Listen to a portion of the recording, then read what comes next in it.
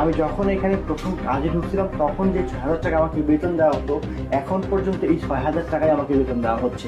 আমি যদি বেতনের কথা বলি তো ম্যানেজার সাহেব আমাকে বলে কোম্পানি এই বছর লস করছে, আগামীতে বেতন ঠিক করে দেবে, এইসব কথা বলে বলে উনি আমাকে আজ ৪ বছর ধরে ঘোরাচ্ছে।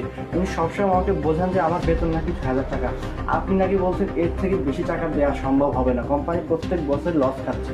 সেজন্য ম্যাডাম এই ৬,০০০ টাকা বেতন জন্য আমার বাবা রেগে গিয়ে আপনার সাথে উল্টাপাল্টা কথা বলে ফেলছে যে বর্তমান দ্রব্যমূল্যের বাজারে একজন মানুষ দিন রাত পরিশ্রম করার পরেও তার বেতন কিভাবে ৬,০০০ টাকা হয়, সেই কথাটা আর কি বাবা বুঝিয়ে বলতে পারে না, আমি বুঝিয়ে বললাম ম্যাডাম। ও আচ্ছা, এই ব্যাপার। এতক্ষণ আমি বিষয়টা বুঝতে পারছি। তো এই কথাটা প্রথমে আমাকে ভালো করে বুঝিয়ে বললেই তো হতো, আমি বুঝতে পারতাম। কি ব্যাপার ম্যানেজার সাহেব, কি বলছে ওয়ার্কার? গত ৪ বছর ধরে উনি নাকি শুধুমাত্র ৬,০০০ টাকা বেতন পাচ্ছে। কি বলছে কি এরা? ও একজন ফ্লোরম্যান, ওর নিম্নে ২০,০০০ টাকা বেতন হওয়ার কথা, আর আপনি গত ৪ বছর ধরে ওকে মাত্র ৬,০০০ টাকা বেতন দিয়ে আসছেন।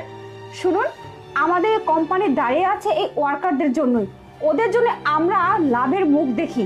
আর আপনার বেতনটা কোত্থেকে আসে জানেন? ওদের পরিশ্রমের টাকা থেকে আপনার বেতনটা আসে, আর আপনি কিনা এই কর্মচারীদেরকে ঠকাচ্ছেন। ছি! আচ্ছা, এই যে আপনি ওনাকে শুধুমাত্র ৬,০০০ টাকা বেতন দিচ্ছেন, আর বাদ বাকি টাকাগুলো কোথায় যাচ্ছে?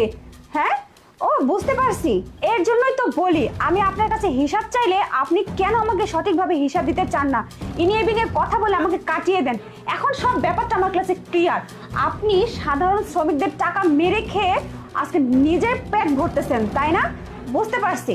আপনার মতো ম্যানেজার যদি আমার এই কোম্পানিতে থাকে না, তাহলে খুব অল্প দিনে আমার এই কোম্পানিটা ধ্বংস হয়ে যাবে, আমার ওয়ার্কাররা সব স্ট্রাইক করে এখান থেকে চলে যাবে।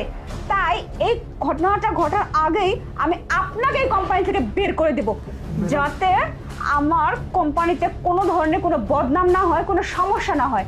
দুষ্টগুলোর থেকে না শূন্যবল অনেক ভালো।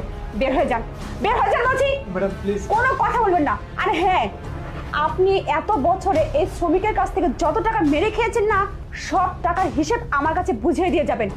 আর আপনার অ্যাকাউন্টে যত টাকা আছে না, সব টাকা আমি নিজে সিজ করে নেব। এখন বের হন, বের হন বলছি। ম্যাডাম প্লিজ কোনো কথা বলবেন না।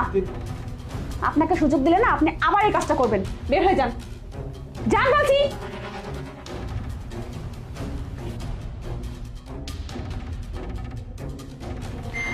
আমি না ম্যানেজারের এই দুর্ব্যবহারের জন্য আপনাদের কাছে ক্ষমা চেয়ে নিচ্ছি।